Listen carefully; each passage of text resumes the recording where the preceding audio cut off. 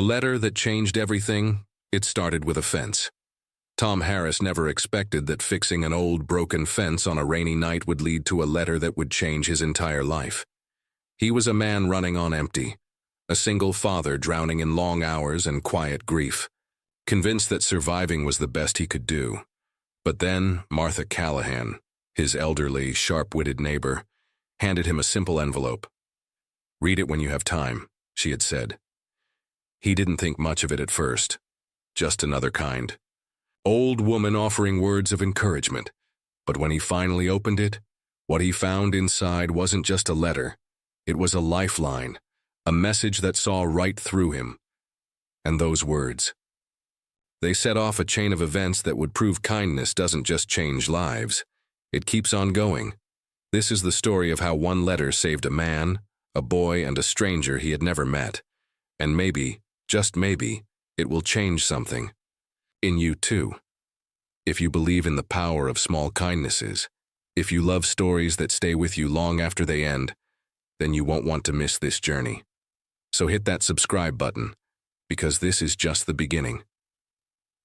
Stories like these deserve to be told, and you deserve to hear them. Let's dive in. A struggling dad's act of kindness led to a life-changing surprise from his elderly neighbor. The rain had been relentless for hours, hammering against the cracked sidewalks and overflowing gutters of the quiet suburban neighborhood. Tom Harris pulled his worn-out jacket tighter around his shoulders as he stepped out of his old delivery truck, the engine sputtering before shutting down completely.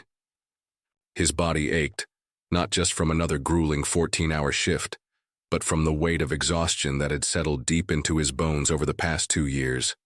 He glanced at the dimly lit windows of his modest house, knowing that Jake, his 10-year-old son, was likely asleep by now. Guilt gnawed at him. Another day where he barely saw his boy. Another day where work had stolen precious time.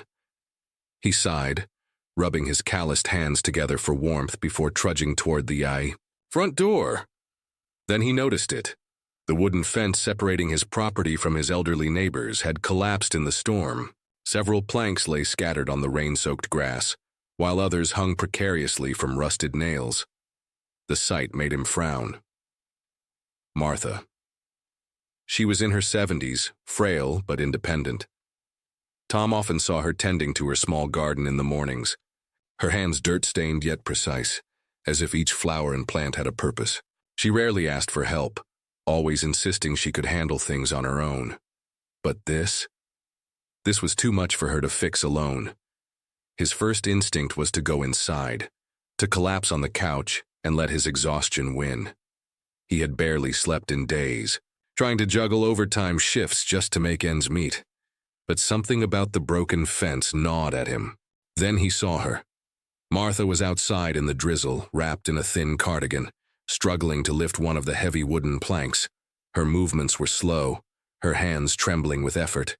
"Damn it," Tom muttered under his breath. Without thinking, he walked over. "Mrs. Callahan, what are you doing out here?" he asked, his voice gruff from fatigue. She looked up, surprised. Deep wrinkles lined her face, but her blue eyes were sharp and full of quiet strength. "Oh, Tom," she said, brushing a damp strand of silver hair from her forehead. "I didn't mean to wake you." "You didn't. Just got home from work." He eyed the fallen fence. "This is a mess." Martha chuckled dryly. "Tell me about it. Storm got the better of it, I suppose." Tom exhaled, shaking his head. "You shouldn't be out here in this weather." "I'll manage." She tried to lift another board, but her grip faltered. Tom stepped forward, easily taking it from her hands. "No, you won't," he said firmly. "Go inside, Martha. I'll fix it." She hesitated, her lips pressing into a thin line. "Tom, I can't ask you to do that. You've got enough on your plate." "You're not asking," he interrupted. "I'm offering." For a moment, she simply studied him. Then, with a small sigh, she nodded. "All right," she conceded. "But at least let me bring you some coffee." Tom smirked. "Deal." As she shuffled inside, Tom rolled up his sleeves and got to work. The rain had let up, but the ground was still damp beneath his boots. He grabbed his old toolbox from his shed and began reinforcing the fence, hammering nails into place, securing what he could before replacing the rotted planks. It wasn't a quick fix, but it would hold for now. With each swing of the hammer, something inside him eased. For the first time in a long time, he wasn't just working to survive. He was helping someone, not because he had to, but because he wanted to. An hour later, Martha returned with 2 steaming mugs of coffee, her frail hands steady as she handed him one. "You're a good man, Tom," she said softly. He chuckled, taking a sip. The coffee was strong, black, just how he liked it. "Not sure about that," he admitted. Martha tilted her head. "You remind me of my husband. He always put others first, too." Tom didn't know how to respond to that. Instead, he focused on his work, securing the last plank into place. When he finally stepped back, assessing his handiwork, Martha smiled. "It looks good as new." "It'll hold," Tom said, wiping his brow. Martha hesitated, then reached to her cardigan pocket. "I want you to have this," she said, handing him a small folded letter. Tom frowned. "What is it?" "Just something I wrote," she said vaguely. "For you." A flicker of curiosity sparked in his tired mind, but before he could ask more, she patted his arm. "Read it when you have time." Tom hesitated, then nodded.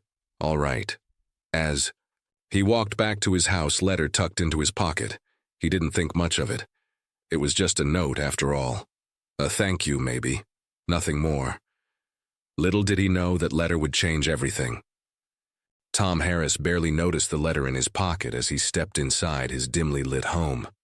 The warmth of the heater barely touched the chill that clung to his bones after working all day in the cold. His muscles ached from exhaustion, and all he wanted was to collapse onto the worn-out couch in his living room. But first, he checked on Jake. His 10-year-old son was curled up under a thick blanket, his small chest rising and falling steadily. A single bedside lamp cast a soft glow over his face, highlighting the peaceful innocence of childhood, something Tom had been fighting to protect ever since his wife Lisa passed away. He exhaled, his exhaustion momentarily replaced by something else. Guilt. Another day where he barely saw his son. Another day where Jake ate dinner alone. Another day where the weight of responsibility pressed heavier on Tom's shoulders. He brushed a strand of hair from the boy's forehead, then quietly left the room. Back in the living room, Tom sank onto the couch, rubbing his tired eyes. His boots were still damp from the rain, and his clothes smelled of sawdust and sweat. That was when he felt the letter in his pocket. Frowning, he pulled it out. The envelope was simple, with his name scrawled in careful, old-fashioned cursive. Tom. Nothing else, no return address, no extra markings. He turned it over, debating whether to open it now. He should probably read it. Martha had seemed so insistent, but his eyelids were already heavy. "Tomorrow," he muttered, tossing the letter onto the coffee table. Within minutes, he was asleep. A loud beeping sound jolted Tom awake. He groaned, rubbing his face as he reached for his phone. 6:15 a.m., his alarm. The couch cushions had left creases on his cheek, and his back protested as he sat up. Across the room, the letter still sat on the coffee table, unopened. Tom barely glanced at it before standing. He had no time for letters. Within the hour, he was back in his truck, sipping cheap gas station coffee as he drove to his first delivery stop. The morning was cold, the roads slick with rain from the night before. His route took him across town, stopping at houses, offices, and warehouses, carrying heavy boxes from the back of his truck to doorsteps. It was monotonous work, but it paid the bills. By midday, his phone buzzed. Jake. "Hey, Dad, did you see the letter Mrs. Callahan gave you?" Tom smirked, shaking his head. Of course Martha had gotten to Jake. He typed back, "Not yet, buddy. Been busy." Jake. "She said you should read it soon." Tom exhaled, rubbing his temple. The kid was persistent. "Fine, I'll read it tonight." But even as he made that promise, he knew it was a lie. By the time Tom pulled into his driveway, it was nearly 9 p.m. Another long day. The house was quiet when he walked in, except for the sound of cartoons playing in Jake's room. He knew his son stayed up late waiting for him, something that made Tom's heart ache more than he liked to admit. But right now, All he wanted was a shower and sleep. He barely even looked at the letter. As he walked past the coffee table, it wasn't until a knock at the door startled him that he paused. He turned, frowning. It was late. Who the hell would be knocking at this hour? Peering through the window, he saw Martha standing outside, wrapped in her thick cardigan. Tom quickly opened the door. "Mrs. Callahan, is everything all right?" She smiled, but there was something different about her tonight. Something softer. "I was just out for a walk," she said. "Saw your lights on." Tom arched an eyebrow. "It's pouring rain." Martha chuckled. Old habits die hard. Then her gaze flickered to the coffee table. The letter was still there, untouched. She sighed. "You haven't read it yet?" Tom rubbed the back of his neck. "I meant to. Just been busy." She studied him for a long moment, then said quietly, "I understand. But Tom, sometimes we don't realize how much we need to hear certain words until it's almost too late." Her voice held an edge of urgency, something that made Tom uneasy. Before he could ask more, she patted his arm gently. "Read it when you can." Then she turned and walked away, disappearing into the rain. Tom watched her go, an unfamiliar knot forming in his chest. When he closed the door, his gaze drifted back to the letter. He hesitated. Then, slowly, he picked it up. Tom stood in the dim glow of his living room, the rain tapping softly against the window. The letter felt heavier in his hands than it should have, just a simple envelope, yet somehow it carried an unspoken weight. For a moment he debated putting it back down. It had been a long day, and exhaustion pressed against his temples. Would it really matter if he waited one more night? Then he thought of Martha, of the way she had looked at him earlier, her voice laced with something more than just insistence. Sometimes we don't realize how much we need to hear certain words until it's almost too late. With a quiet sigh, Tom slid his finger under the flap and carefully pulled out the folded piece of paper inside. The handwriting was neat, but slightly shaky, as if the weight of years had begun to affect Martha's once steady hands. He hesitated, then began to read. "Tom, I see you. I see the exhaustion in your eyes, the way your shoulders carry a weight too heavy for one man alone. I see the way you work yourself to the bone, trying to be both a provider and a protector, all while grieving for something no one else can truly understand. I see you, Tom, and I want you to know you are not alone. When my husband was alive, he used to tell me that a man's greatest burden is not what he carries on his back, but what he keeps locked inside his heart. I think you understand that better than most. You have been running on empty for so long, trying to be everything for everyone. But even the strongest men need to rest. Even the bravest fathers need to know they are doing enough. So let me tell you something I wish someone had told me when I was younger. You are enough. You are a good man, Tom. A good father. And despite what your weary heart might tell you, you are not failing. Please take a breath. Let yourself believe that. You don't have to do this alone." Martha Tom blinked, his throat tightening. His first instinct was to shake it off, to dismiss it as just words. But something about them, the way they acknowledged everything he had never said out loud, made him feel like he had been punched in the gut. He sat down heavily on the couch, staring at the paper in his hands. He hadn't realized just how much he had needed to hear those words. Tom exhaled shakily, his gaze drifting to the framed photo on the fireplace mantel.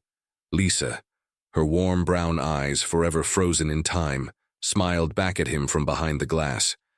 It was taken on Jake's 5th birthday, the last truly happy day before the sickness took hold. Before the hospital visits, the medications, the quiet sobs behind closed doors. Before she was gone, a part of him still felt like he was stuck in that moment, still trying to pick up the pieces of a life that had shattered 2 years ago. And maybe that was why Martha's words cut so deep, because they spoke to the part of him that had never stopped feeling like he wasn't doing enough, like no matter how hard he worked, how many shifts he took, how much he tried to be both parents for Jake. It would never be enough to fill the hole Lisa left behind. But Martha, she had seen him. and she had told him the one thing he never let himself believe. You are enough. Tom clenched his jaw, a lump forming in his throat. When was the last time someone had told him that? When was the last time he had even considered? It may be never. The letter trembled slightly in his fingers as he read it again, slower this time. Something warm, something almost like relief, began to seep through the cracks of his exhaustion. He wasn't alone. And maybe, just maybe, he didn't have to keep carrying everything by himself. A quiet knock on his bedroom door pulled him from his thoughts. "Dad?" Jake's small voice came through. Tom swallowed, quickly wiping a hand over his eyes before calling out. "Yeah, buddy?" Jake pushed the door open, his hair messy from sleep. He rubbed his eyes before looking at his father curiously. "You read it, didn't you?" he asked. Tom hesitated, then nodded. "Yeah." Jake smiled sleepily. "Told you it was important." Tom huffed a small laugh. "You did." There was a pause before Jake shuffled forward and climbed onto the couch beside him. He leaned against Tom's side, small and warm, his presence grounding. "Dad? Yeah, I think you're enough too." Tom's chest tightened. He wrapped an arm around his son and held him close, pressing a kiss to the top of Jake's head. "Thanks, kid," he murmured. "That means a lot."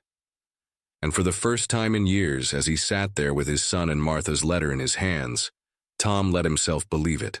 Tom woke up feeling different. For the first time in what felt like years, his chest didn't feel as heavy. The exhaustion was still there, lingering beneath his bones, but something in him felt lighter, like a knot had loosened. Martha's words echoed in his mind. "You are enough." He wasn't sure if he fully believed it yet, but for the first time he wanted to try. Stretching, he glanced at the clock, 6:45 a.m. The house was still quiet. Jake wouldn't be up for another 20 minutes. Tom sat up, his eyes flickering, to the letter still resting on the coffee table. He picked it up again, running his fingers over the paper. She had seen him, understood him, and she had taken the time to write this. For him, something warm curled in his chest. Gratitude. He needed to thank her. Deciding he'd stop by her house after work, Tom got up and started his day. By 7:15 a.m., Tom was dressed and in the kitchen, pouring himself a cup of coffee when Jake stumbled in, rubbing his eyes. "Morning, bud," Tom said, handing him a bowl of cereal. Jake yawned. "Did you sleep okay?" Tom hesitated. "Yeah, I actually did." Jake's sleepy expression softened into a smile. "Good." They ate in comfortable silence until Jake asked, "Are you going to talk to Mrs. Callahan today?" Tom nodded. "Yeah, I'll stop by after work." Jake grinned. "She'll like that." Tom smirked.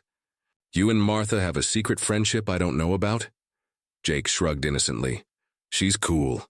Tom chuckled, shaking his head. Of course she was. By 8 a.m., Tom was out the door, climbing into his truck for another long shift. But today, the day didn't seem as unbearable. Today, for the first time in a long time, he had something to look forward to. The day dragged on in a blur of deliveries, traffic, and heavy lifting. But despite the usual exhaustion, Tom caught himself thinking about Martha throughout the day. By late afternoon, he had made up his mind. He was going to tell her how much the letter meant to him. Maybe he'd even sit down and have coffee with her. Really talk to her. But then, around 4:30 p.m., his phone buzzed in his pocket. He pulled it out, frowning at the unknown number. "Hello?" A woman's voice answered, soft yet urgent.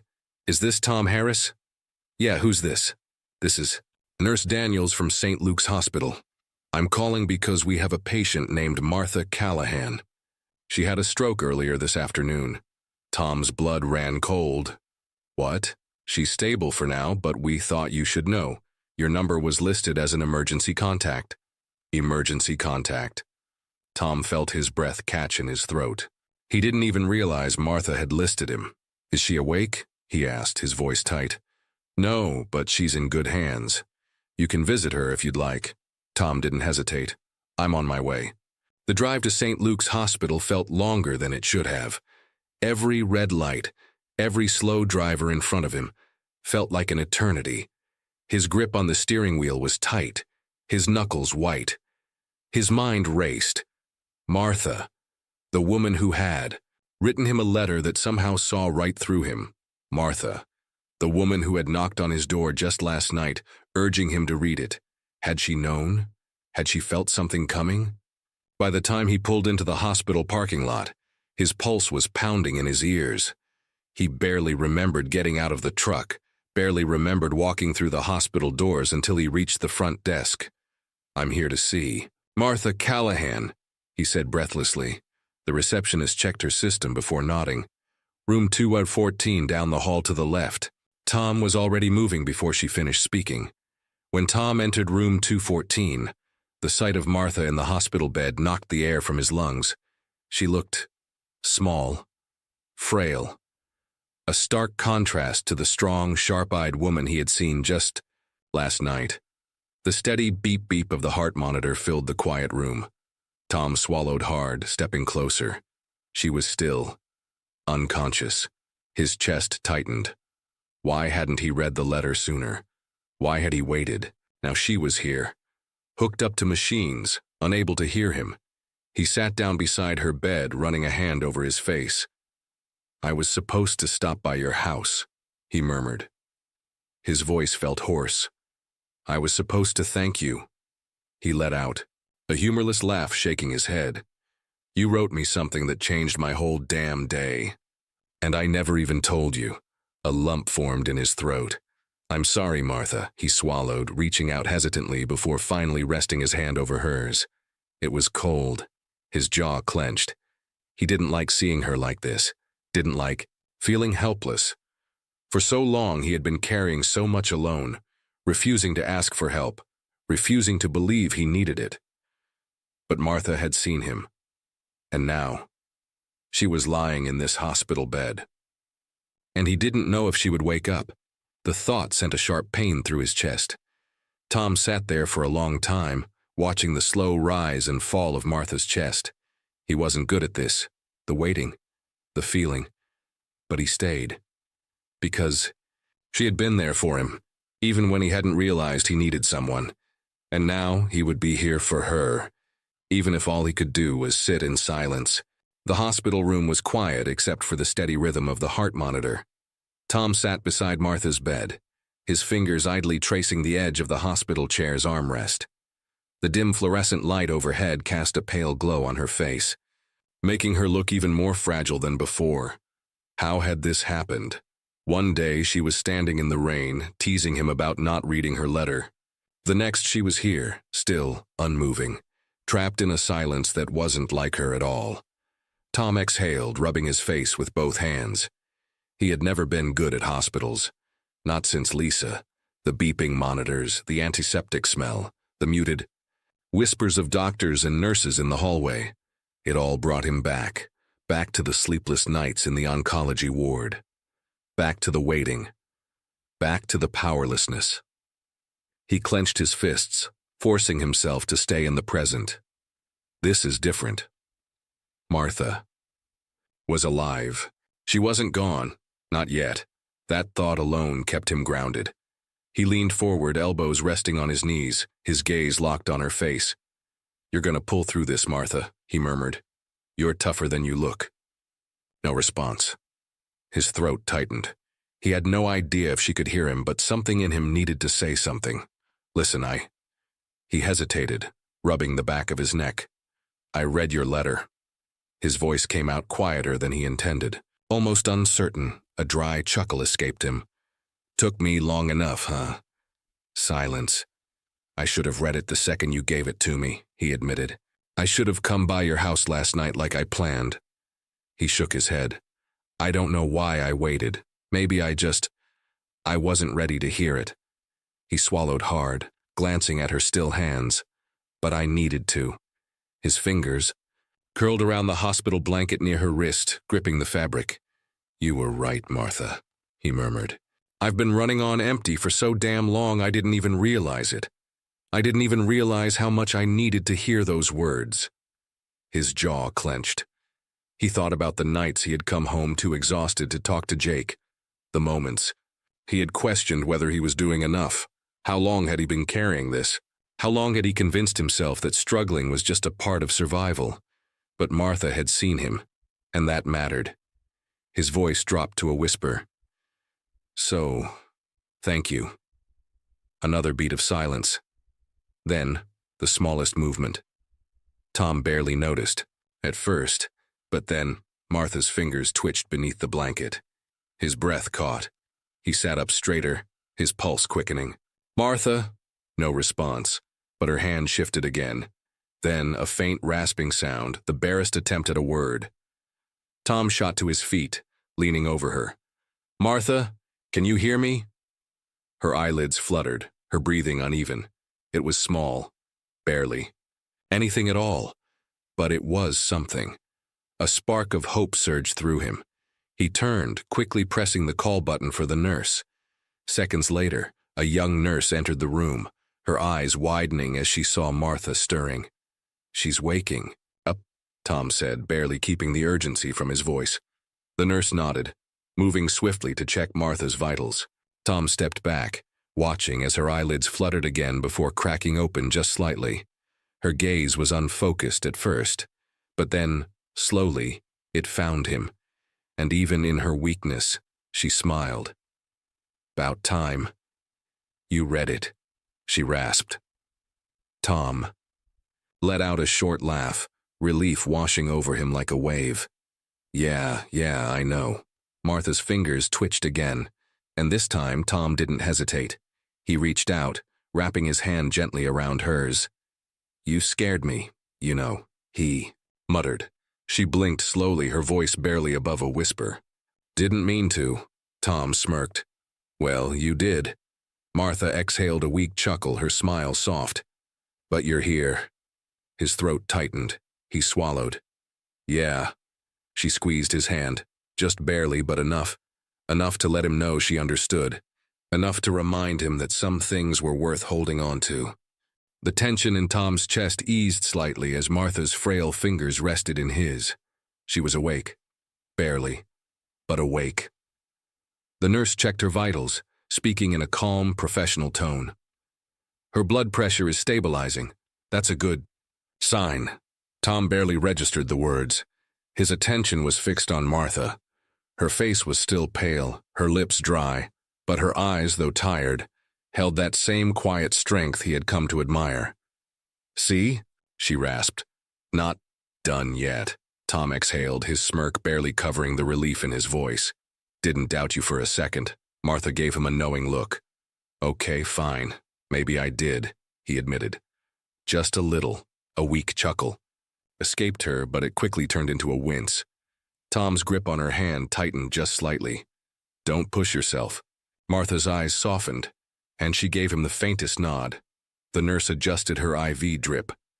"She needs rest, but this is promising. If she continues improving, we'll monitor her for another few days before considering discharge." Discharge? Tom let out a slow breath. She was going to be okay. The thought settled deep in his chest, replacing the panic that had gripped him since the moment he got the call. "Thanks," he said to the nurse. The woman smiled warmly before turning to Martha. "Get some rest, Ms. Callahan. You gave us all quite a scare." Martha's gaze flickered back to Tom. "Did I?" His jaw tensed. "Yeah, you did." For a moment, neither of them spoke. Then softly, Martha said, "Guess I owe you an apology." Tom frowned. "For what?" "For worrying you." Tom huffed. "That's a first. Usually it's the other way around." A weak smile played at Martha's lips. "You do have a habit of keeping things bottled up." Tom sighed, rubbing the back of his neck. "Yeah, guess I do." Martha studied him, her gaze both knowing and gentle. "And now?" Tom hesitated. What had changed? For so long, he had carried everything alone. The grief, the exhaustion, the guilt of not being enough. For Jake, for Lisa, for himself. But then Martha had seen him, really seen him. And now he wasn't sure if he could go back to pretending none of it mattered. He exhaled. "Now, I don't know." He glanced down at their joined hands. But maybe I don't want to keep doing it alone. Martha's fingers squeezed his. Just barely, but enough. That's a start, she whispered. By the time Tom left the hospital, the sky had darkened, and the air had taken on a crisp chill.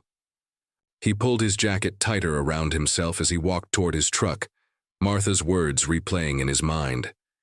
You don't have to do this alone. He slid into the driver's seat and gripped the steering wheel, staring out into the quiet parking lot. How long had he tried to do it all alone? He thought about Lisa, about the way he had shut out the world after she died, how he had thrown himself into work, convinced that if he just worked harder, provided more, he could fill the void she left behind. But no amount of overtime had brought her back, and no amount of denial had made the loneliness disappear. A vibration in his pocket pulled him from his thoughts. Jake. Dad. Is Mrs. Callahan okay? Tom smiled faintly, quickly typing a reply. Yeah, kid, she's gonna be okay. 3 dots appeared, then disappeared. Then, Jake. You coming home soon? Tom hesitated. Then he typed, yeah, be there soon. As he drove home, the letter Martha had given him sat in the passenger seat beside him. He didn't need to read it again. He already knew the words by heart. Jake was waiting in the living room when Tom walked in, a blanket wrapped around his small frame. The glow from the television flickered across his face, but he looked up as soon as Tom entered. She's really okay? Jake asked. Tom nodded, hanging up his jacket. Yeah, buddy. She woke up. Jake let out a breath of relief, his shoulders relaxing. Good. Tom sat down beside him on the couch, resting his elbows on his knees. You were worried? Jake shrugged, but his face gave him away. Tom sighed, running a hand over his face. I get it, I was too. Jake hesitated, then shifted closer. Dad? Yeah? You don't talk about Mom much. Tom's stomach twisted, but he forced himself to stay still. No, I don't. Jake studied him, his young eyes filled with an understanding beyond his years. You can, you know. Tom swallowed hard. Lisa's absence was something he felt every single day, but talking about her, that was something he had never known how to do. He had spent so much time trying to protect Jake from his own grief that he had never stopped to wonder if Jake needed to talk about it too. Tom exhaled slowly. What do you remember most about her? He asked. Jake's face lit up, and for the next 15 minutes he really talked about Lisa, about the way she laughed, the way she always danced in the kitchen, the way she used to tuck him in at night with a different bedtime story every time. And Tom listened, really listened. For the first time in 2 years, the silence between them wasn't heavy, and for the first time in 2 years, Tom let himself miss her out loud. Few days later, Tom found himself walking down the hospital corridor toward room 214, a small paper bag in his hand. He had been here every day since Martha's stroke, making sure she wasn't alone. But today was different. Today she was finally awake and talking again. The nurse at the front desk had called earlier that morning to let him know she was doing better than expected, and that she had been asking for him. As he reached the doorway, he took a deep breath before stepping. Inside, Martha was sitting up in bed, her silver hair brushed neatly, a soft woolen shawl draped over her shoulders. The color had returned to her cheeks, and when she turned to look at him, her sharp blue eyes twinkled with their usual mischief. Well, she said, her voice still a bit raspy but steady. Took you long enough. Tom smirked, holding up the paper bag. I come bearing gifts. Martha raised an eyebrow. Tell me it's not hospital food. Better. He pulled out a small cup. Cinnamon-spiced coffee from Marlowe's diner. Her lips curled into a knowing smile. Ah, you remembered. Tom shrugged, setting the cup on her tray. You. Don't shut up about how much better it is than the coffee at home. Martha chuckled, carefully reaching for the cup. Hospital coffee tastes like wet cardboard. This is a significant improvement. Tom sat down in the chair beside her bed, watching as she took a slow sip. For a long moment neither of them spoke. Then softly she said, I scared you, didn't I?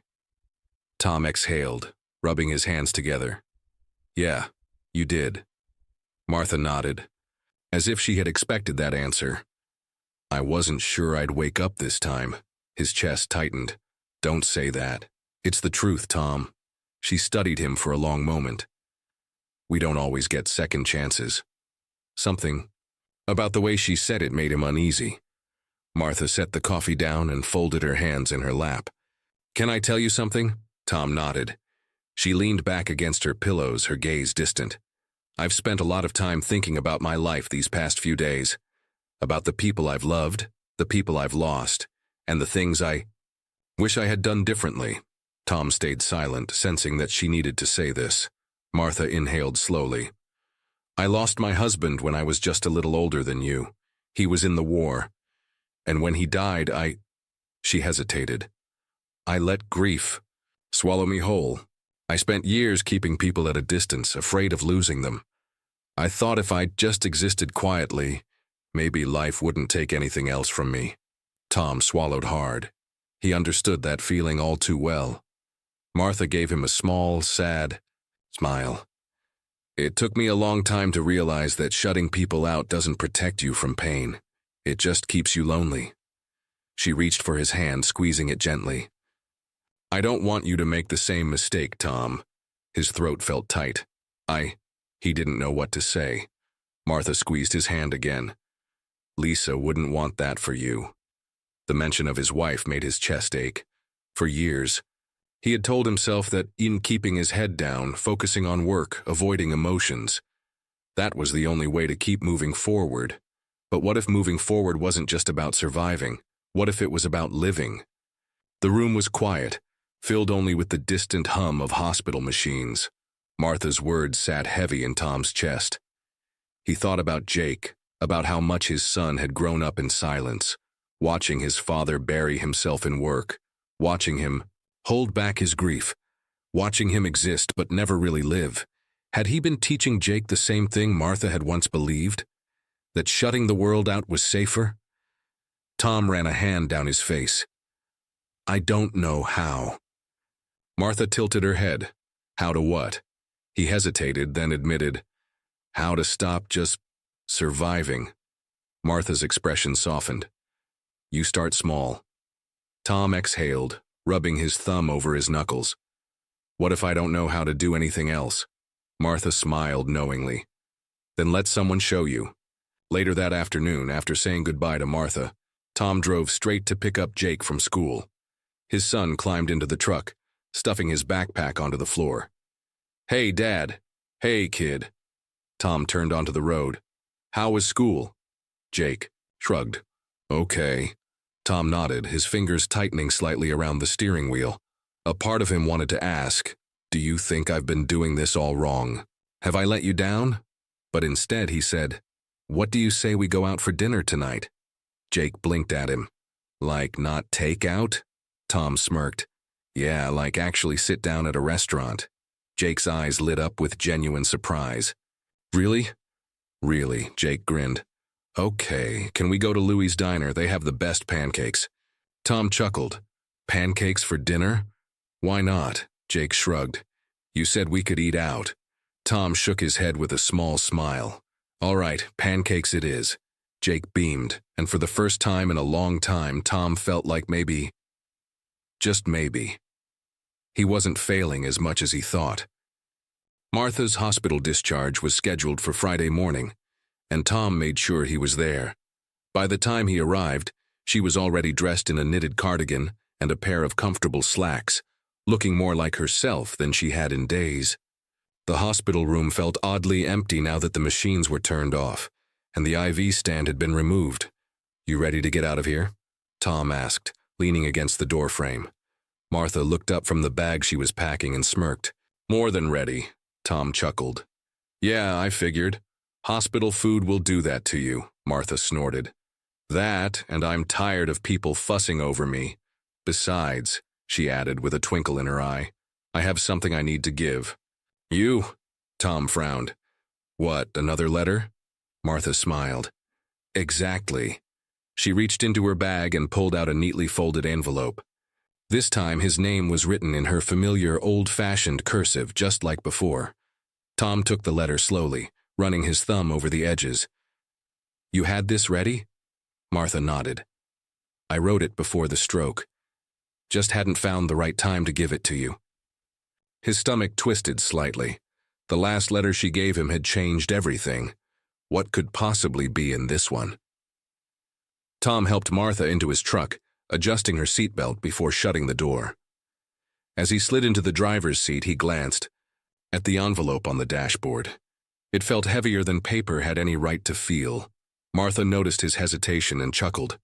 "Relax, Tom. It's not a will." Tom smirked. "Yeah, well, the last time you gave me a letter, it kinda messed me up." Martha laughed, a genuine hearty sound. "Good. That means you actually listened." Tom shook his head but didn't argue. As he pulled out of the hospital parking lot, the radio hummed softly in the background. The streets were quiet, the late morning sun filtering through the windshield. For a while, neither of them spoke. Then, Martha broke the silence. "You know, Tom, I've been thinking a lot about second chances." Tom glanced at her. "Yeah?" She nodded, folding her hands in her lap. "Most people think second chances come in big, dramatic ways, like getting saved at the last second or having some life-changing revelation." She exhaled. "But sometimes, second chances are quiet, small, like a letter, or a cup of coffee, or a fence that someone takes the time to fix." Tom's grip on the steering wheel tightened slightly. Martha smiled softly. "We don't always realize when we're being given another chance, but I think you're starting to see yours." Tom swallowed, staring straight ahead. He thought about Jake, about pancakes for dinner, about the nights where he actually let himself miss Lisa instead of just burying the grief. And yeah, maybe Martha was right. Maybe he had been given a second chance. The question was, what was he going to do with it? After dropping Martha off at her house and making sure she was settled, Tom sat in his truck staring at the envelope. He should just open it. Rip it open, read whatever she wrote, and get it over with. But something in him hesitated, because he knew whatever was in here was going to mean something. With a quiet breath, he tore the top and unfolded the letter. Martha's handwriting was as steady as ever. "Tom, I don't know when you'll read this, but if I know you at all, you'll probably wait too long. That's all right. I'm patient. I wanted to write this, because I see something in you that you refuse to see in yourself. You think you're just a man getting by, a father trying to do his best, a worker punching in and out, carrying the weight of everything alone. But Tom, you are more than that. You are a man who still has a life ahead of him. You are a father who deserves to enjoy his son, not just provide for him. And you are a person who is allowed to want more. You don't have to stay stuck. You don't have to keep living like survival is the only thing that matters. You're allowed to hope again. I hope this letter finds you on a day where you actually believe that. But if not, well, I'll keep reminding you." Tom exhaled slowly, staring at the words until they blurred. Hope. It was such a simple thing, but it had felt impossible for so long. And yet, here was someone who believed in him. Maybe it was time he started believing in himself, too. That evening, Tom sat at the kitchen table, tapping his fingers against the wood. The letter lay beside him. His thoughts felt different, lighter. Jake sat across from him, working on a math worksheet. Every so often he'd glance up, probably sensing that his dad was thinking about something big. Finally, Jake spoke. "Dad?" Tom blinked, pulled from his thoughts. "Yeah? You okay?" Tom looked at his son, the kid who had spent 2 years watching him go through the motions, and suddenly he knew what he had to do. "I think it's time for a change," he said quietly. Jake's brows furrowed. "What kind of change?" Tom exhaled. "A good one." Because for the first time in years he wanted more, and maybe, just maybe, he was ready to start living again. For the first time in a long time, Tom felt like he was at a crossroads. Martha's second letter had unlocked something inside him, something he had buried under years of exhaustion, grief, and the belief that all he could do was survive. But surviving wasn't the same as living, and maybe it was time to start choosing differently. The following morning, after dropping Jake off at school, Tom sat in his truck, staring at the worn-out delivery uniform he had been wearing for nearly a decade, the same routine, the same long hours, the same exhaustion that never seemed to go away. He reached into his glove compartment and pulled out a crumpled business card, a card he had been given a few months ago, but never had the courage to use. David Reynolds, hiring manager, Henderson. Son's auto repair. It was a better job, better pay, better hours, less physical strain, which meant more energy for Jake. But more than that, it was something he actually enjoyed. Tom had always been good with cars. He used to fix them with his dad before life got complicated, before Lisa got sick, before everything else took over. He had told himself it wasn't the right time when the job was first offered. But maybe now it was. Before he could overthink it, Tom grabbed his phone and dialed the number. The phone rang once, twice. Then, hello? Tom cleared his throat. Hey, David, it's Tom Harris. We met a few months ago. You said to give you a call if I ever change my mind about that job. A pause. Then, well, David chuckled. Didn't think I'd hear from you. Tom exhaled. Yeah, well, I think I'm ready for something different. Another pause. Then, David's voice warmed. You still got the skills? Tom smirked. I can turn a wrench if that's what you're asking. David laughed. Good enough for me. How about you come in this Friday? We'll talk. Tom's grip tightened on the steering wheel. Yeah, I'd like that. He hung up and let out a slow breath. For the first time in a long time, he felt like he was moving forward. That afternoon, after work, Tom stopped by Martha's house. She was sitting on her porch, a knitted blanket draped over her lap, watching the sun dip below the horizon. She smiled when she saw him. You look like a man with something on his mind. Tom smirked, stepping onto the porch. Maybe I do. Martha patted the chair beside her. Well, let's hear it. He sat down, rubbing his hands together before finally saying, I called about a new job today. Martha's eyes twinkled. Oh? Tom nodded. It's at a repair shop. Nothing fancy, but it pays better. And the hours are normal. More. Time with Jake. Martha studied him for a long moment. And how do you feel about that? Tom exhaled. Like I should have done it sooner. Martha chuckled. Funny how we always realize that after we make the change. Tom smirked, shaking his head. Yeah, funny. They sat in comfortable silence for a moment before Martha spoke again. You know, I was thinking about something.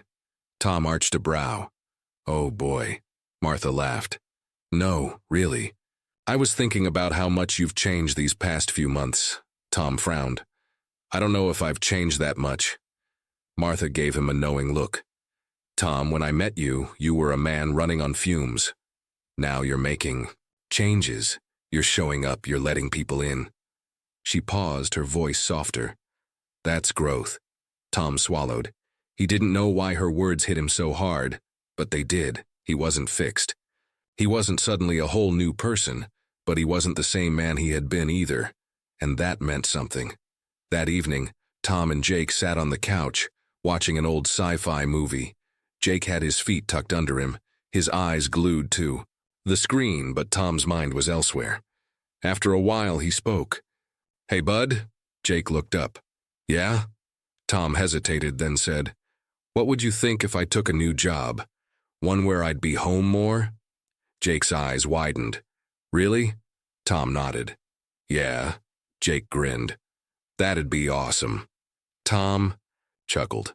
Yeah. Jake nodded enthusiastically. That means you could actually help me with my science project, and maybe, he hesitated, maybe we could do something together this weekend? Tom's chest tightened. He had missed so much. He ruffled Jake's hair. Yeah, kid, I think that sounds like a good idea. And for the first time in a long time, he meant it. Friday morning arrived. and Tom stood outside his boss's office at the delivery warehouse. The familiar scent of motor oil, cardboard, and coffee lingered in the air. For nearly a decade, this place had been his life. Early mornings, late nights, overtime shifts that stole moments from Jake, all in the name of providing. But today was different. Tom exhaled, gripping the resignation letter in his hand. He had debated telling his boss in person, but after so many years, it felt right to put it in writing. With a final deep breath, he stepped inside. His manager, Carl McDaniels, was an older man with graying hair and tired eyes, seated behind a cluttered desk. He looked up when Tom entered.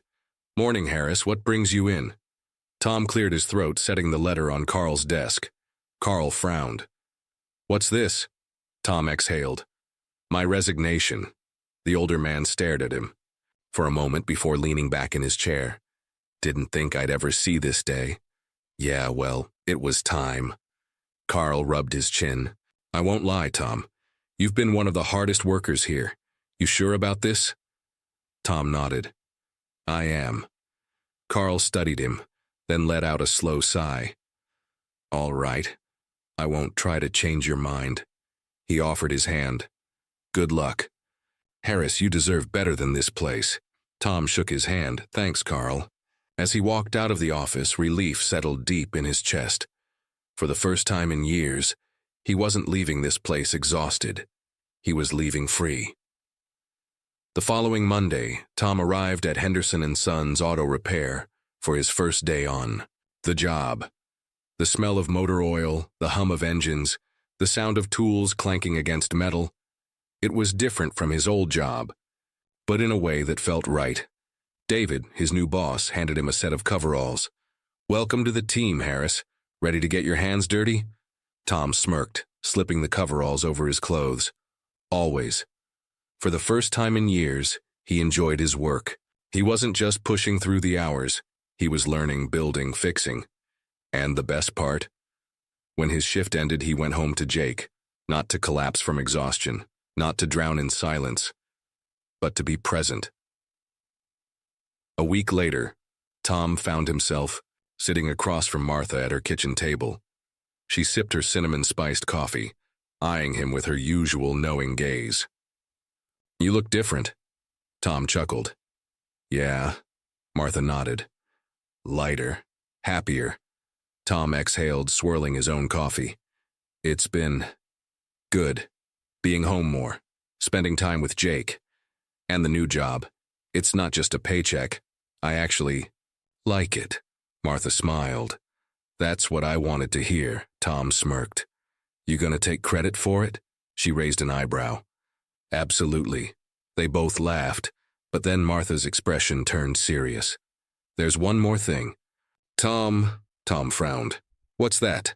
Martha set her cup down, folding her hands in front of her. "I want you to write a letter." Tom blinked.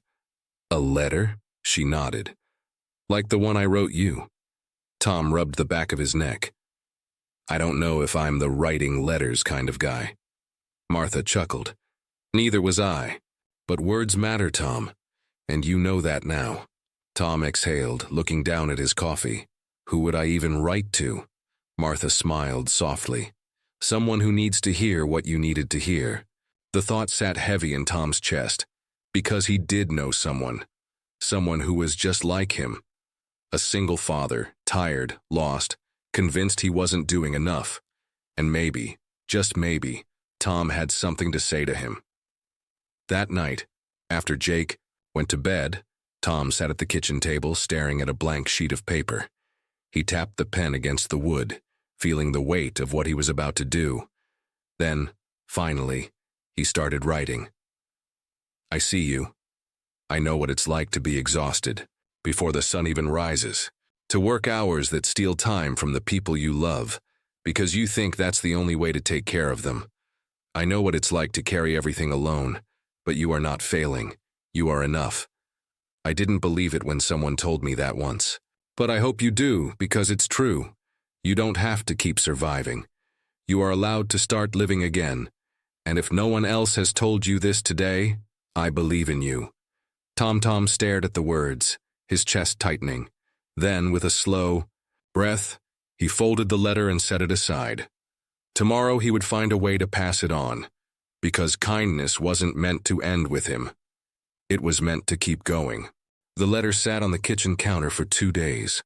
Tom wasn't sure why he hesitated. Maybe it was because he still wasn't used to the idea of his words making a difference. Maybe it was because a part of him still doubted that a simple letter could mean something. But then he remembered Martha, and how her words had changed everything. So on the 3rd morning, as he was getting Jake ready for school, Tom slipped the folded letter into his pocket. He didn't know who would receive it yet, but he knew it needed to find the right person. Later that afternoon, after work, Tom stopped by a local coffee shop, not Marlowe's, but a smaller one near the repair shop. As he waited for his order, he noticed a man sitting alone near the window. He was about Tom's age, but he looked exhausted. Dark circles under his eyes, shoulders slumped forward, his gaze fixed on the phone in his hands, scrolling mindlessly. Tom knew that look. He had worn that look, and suddenly, he knew. This was the person who needed the letter. Tom hesitated for a brief second before pulling it from his pocket. He scribbled something quickly on the outside, for when you need it. Then, as he picked up his coffee, he walked past the man's table and placed the letter next to him. The man blinked, startled, looking up just as Tom nodded. "Take care, man." And with that, Tom walked out. His heart was pounding. Would the guy read it? Would it matter? He didn't know.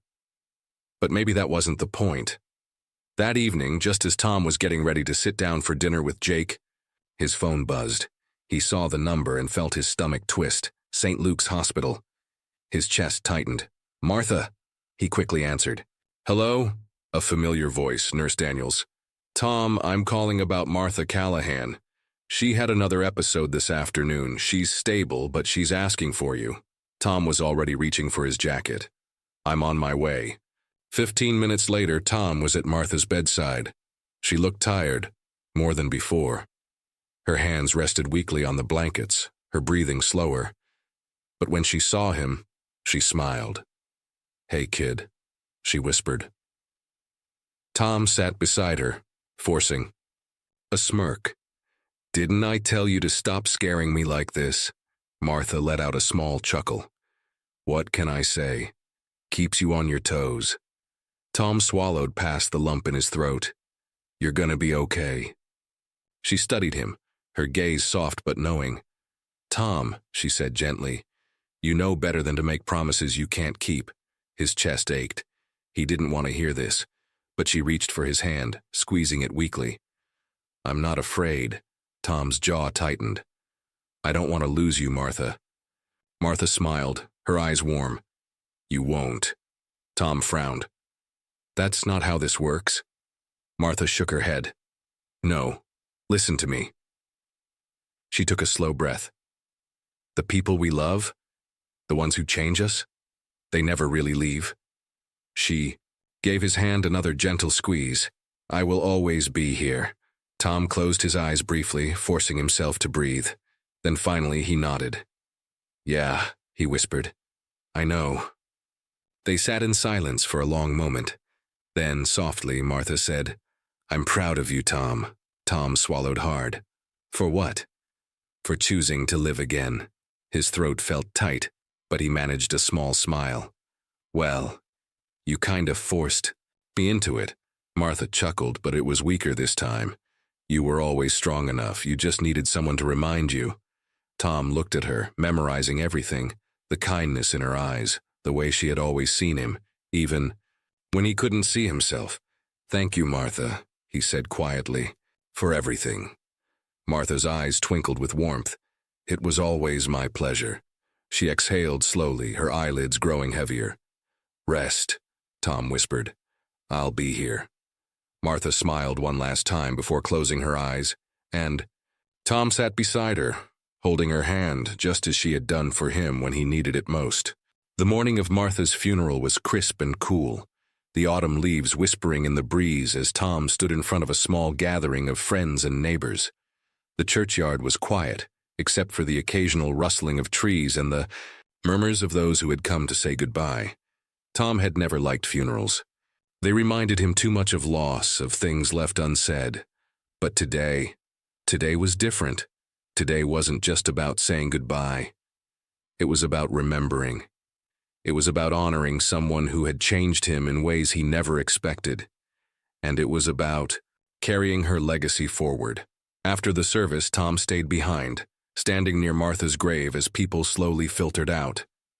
He wasn't ready to leave yet. Jake stood beside him, his small hands tucked into the pockets of his jacket. He looked up at his father. She was really special, huh? Tom swallowed past the lump in his throat. Yeah, kid, she was. Jake hesitated, then pulled something from his pocket. I wrote her a letter, he said shyly. Tom's breath caught. Jake knelt down, placing a folded piece of paper near the headstone. He ran his fingers over the cold stone before whispering, "Thanks for helping my dad." Tom's chest tightened. Jake stood, turning to his father. "I think she'd like that, don't you?" Tom smiled, ruffling Jake's hair. "Yeah, buddy, I think she'd love it." They stood in silence for a moment longer before Tom exhaled. "Come on, let's go home." As they walked away, the wind carried the sound of rustling leaves as if whispering a quiet farewell. And somehow, Tom knew she was still with him. A week passed. Life moved forward, but something about it felt different now. Lighter. Tom found himself noticing things more. The way Jake laughed when they made breakfast together. The way the sun hit the porch in the mornings. The way his new job didn't feel like just a job, but something he actually enjoyed. And then one evening, something unexpected happened. A letter arrived in the mail. Tom almost dismissed it as another bill, but when he turned it over, his breath caught. It wasn't from the bank, or the repair shop, or some company asking for money. It was from the man in the coffee shop, the one Tom had left his letter for. Hands slightly unsteady, he opened it. "Tom, I don't know who you are, but I needed to thank you. I was having the worst day of my life when I found your letter. My wife left last month. I lost my job 2 weeks ago. And that morning at the coffee shop, I was sitting there wondering if there was even a reason to keep going. Then I saw your letter. And when I read it, I cried. Right there in the middle of the damn coffee shop. Because, for the first time in a long time, I didn't feel invisible. Someone, a stranger in Ibis, saw me. Your words saved me in ways I don't think you'll ever understand. So thank you. I hope someday I can pass this kindness forward, just like you did for me." Tom sat there, the letter trembling in his hands. He let out a slow breath, blinking back the sting in his eyes. Then he smiled. Because Martha had been right. The people we love never really leave. They stay in the lessons they taught us, in the kindness they passed down, in the small, unexpected moments where their presence is felt, even if they're gone. And just like that, her legacy lived on. Not just through him, but through the kindness she had inspired. And as Tom sat there, staring at the letter, he made a silent promise. He would keep passing it on, because that's what Martha would have wanted. And because, for the first time in a long time, he finally understood what it meant to truly live. So what do you think? Have you ever experienced a moment where a small act of kindness changed everything for you?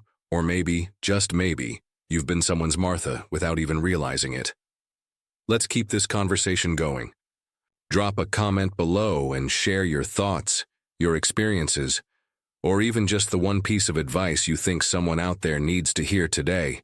Because sometimes, a few simple words can make all the difference.